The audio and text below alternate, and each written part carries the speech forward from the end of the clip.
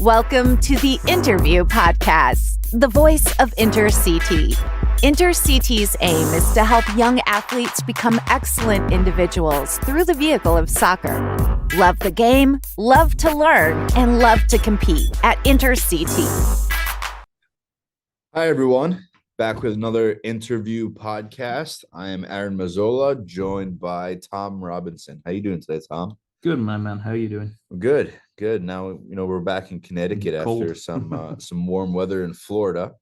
Tom, Leon, Anthony, and myself were the four representatives from Connecticut to go to Tampa, Florida with AC Connecticut to the USL Academy Cup. This is our second year going as a group. With coaches, coaches. Yeah, we had people go before because Leon's always been the U19 coach, and I think our first year was 2002. Once the world got back to normal after the COVID stuff. 2002 or 2022. 2022. Did I say 2002? Yeah. I was still at school then. 2022. I think was the first year that we had players go. Yeah, and as we went last year, and it was just as good this year as it was last year, although none of our teams won. Last year, I won the U15 bracket, or it was the second division in the U15 bracket with Coach Dave Lavery from AC Connecticut. The one and only. And some of the pictures that, Dave is in are just, he's a character for sure. But we have 5 players. 5.5. 5.5 players. One of them was injured, but did show up. So he was a bench supporter. Play on the U15 team. But those were the only inter players that we did have. So they did fairly well, winning 3 games and losing 1. Yeah, we only conceded. The only goals we conceded were against the team that eventually went on to win the whole tournament. Southern, right? Yes, they were very good. And Coach Anthony is here as well. And Coach Anthony had coached that team in the tournament. So Southern Academy from Georgia, we believe, they were nasty. I mean, they had their system. The players knew exactly what they wanted to do. And just bossed everybody. I mean, physically stronger, tactically stronger, technically stronger. Team.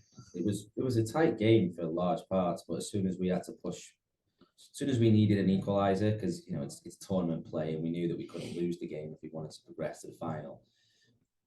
Just space opened up, and they just killed us on the counter attack, and we lost 3-0 in the end. But 2 of the goals go in the final 5 minutes. So I think if it was in a league game where you knew you had more games to make that game back, it wouldn't have been 3. It might have been 1-1 or 1-0. I don't think he would have gone that way. But the competition all the way around, I thought was very good, and a lot of the games that we played were very competitive. For example, with my U13s, I was coaching with Danny and Steve Carnero.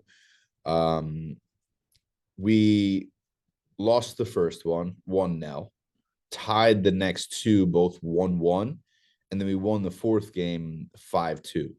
So other than the last game that we played versus Charlotte Independence, some physical, some competitive games where it looked like we were in it for a while.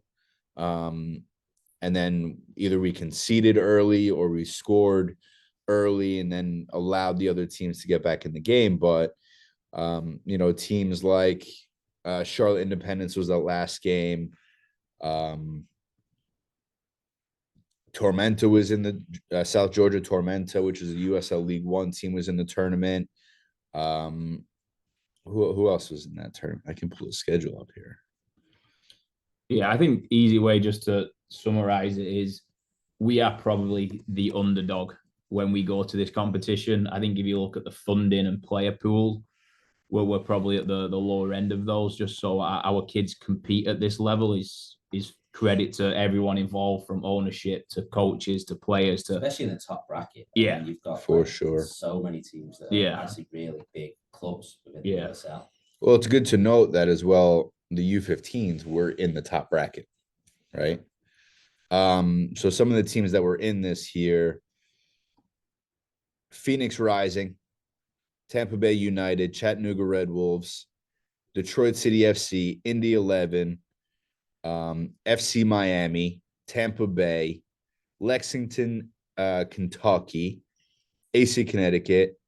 And these are all teams with USL programs, USL first teams, whether it's USL Championship or USL League One or USL League Two.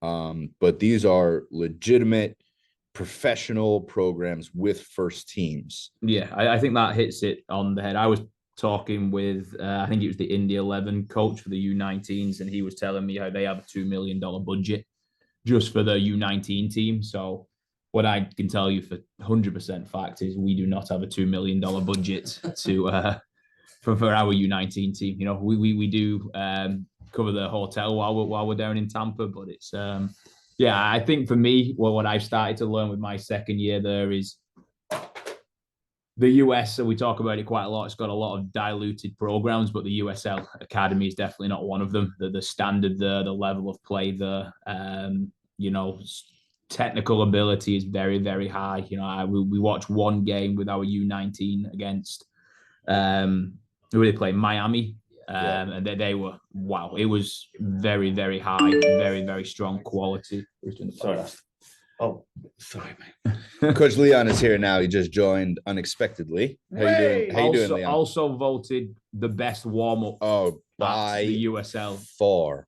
The U19s tournament. were smiling, they were giggling, but at the same time, Leon got the job done, which was warm up the U19. So shows you we're all just kids, really. Yeah. Great warm-up. Right? But it got him into it as well. Got him into it. We lost 3-0. No, we didn't. No, the first game with the U19s, 1-4-2. Against the national champions. Yeah, against the national champions. Yeah, I think for me now, just to talk a little bit about the players that we had there and news about kind of the groups that we could have there next season. So special shout out for and I love this kid. I think he's a great kid. I think he kind of symbolizes everything you want out of an intercity player and family as well. The family is amazing. Noah Rossini, like I said, he's been there twice now.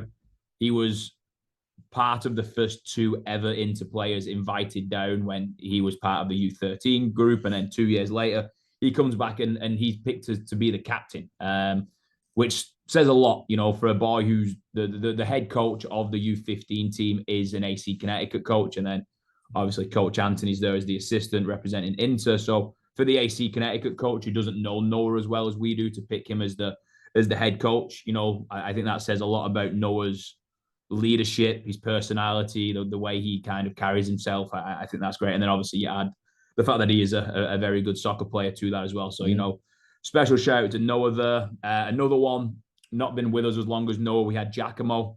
He was down there as well. A bit of a different player to Noah. You know, he does really well on the ball. He's got a great first touch. You know, he came in as a nice little change up. A thing with the USL youth is you can't make subs all the time. You have 4 moments, three moments plus halftime. So that's the only time you can change the game. In those moments, you can make, you know, 7 substitutions, or you can make 1, but that's it. So, you know, when you do go down there, it's not like we're making, you know, 7 or 8 subs a half. So, you know, those players, when they come in, they do a little change up. It helps a lot. And then we'll mention Max. Max unfortunately got injured in the ECRL games the weekend before the tournament. So he had already obviously committed to coming down to Tampa, and he came down. He was on the bench. He supported the boys. He helped with warm-ups where possible. So we're a little bit disappointed he couldn't get on the field, but it was great to see him down there. And then the next one was part of the USL. You have to have 3 players play up. So our U15 team, the 2009s, we had to have 3 boys from the 2010 pool. And we put a few names forward, and based on what we thought the 2009s needed, we came up with Emiliano, Nolan, and Flinney, Patrick, for those guys that know him by his actual name.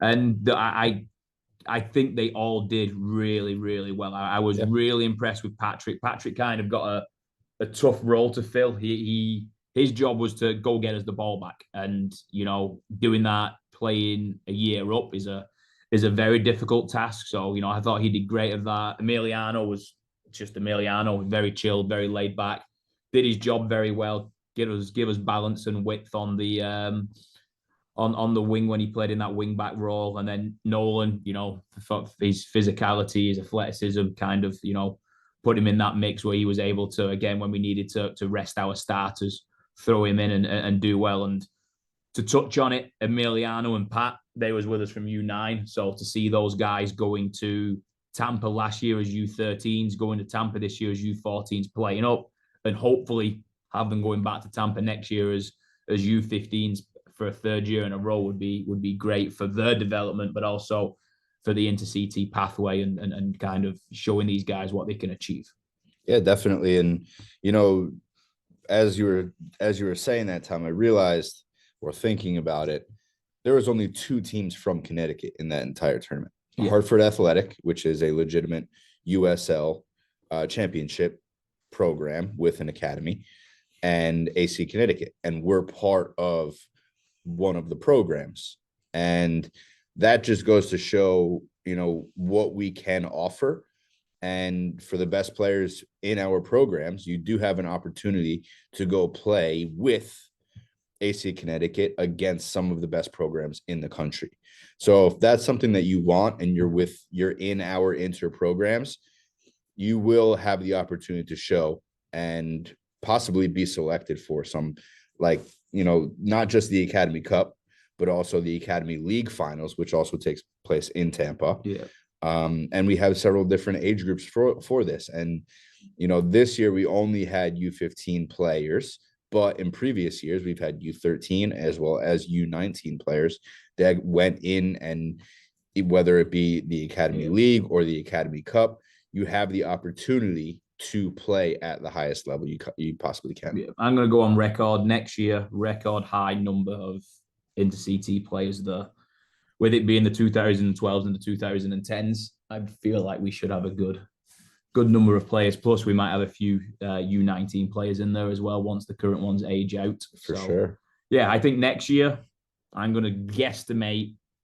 I'm going to go 12. Well, how are you dividing it up though?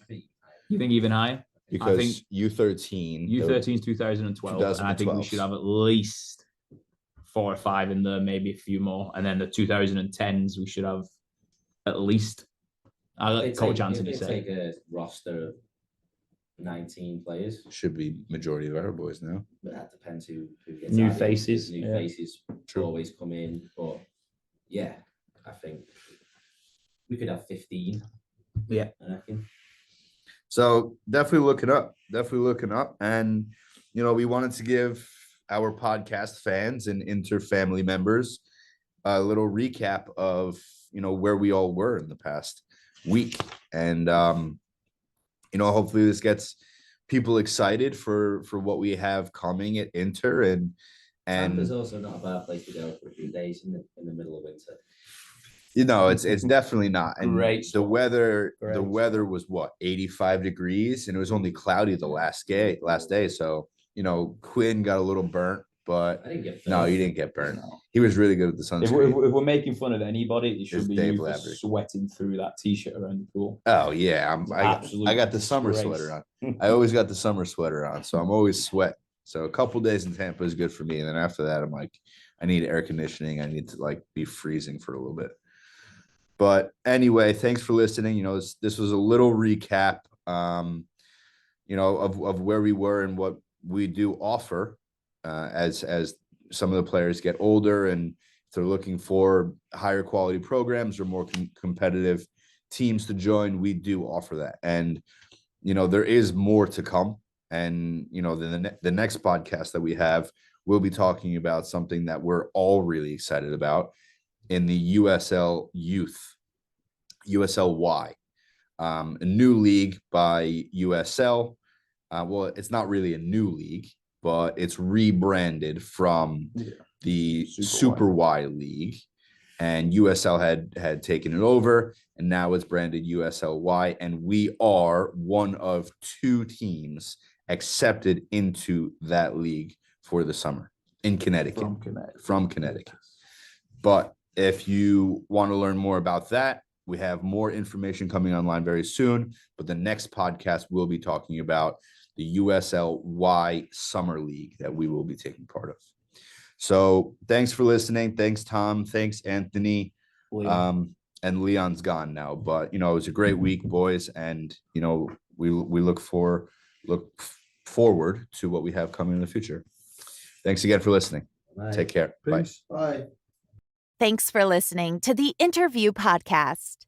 Please subscribe to our YouTube channel, find us on Facebook and Instagram, and check out our website, www.interctfc.com.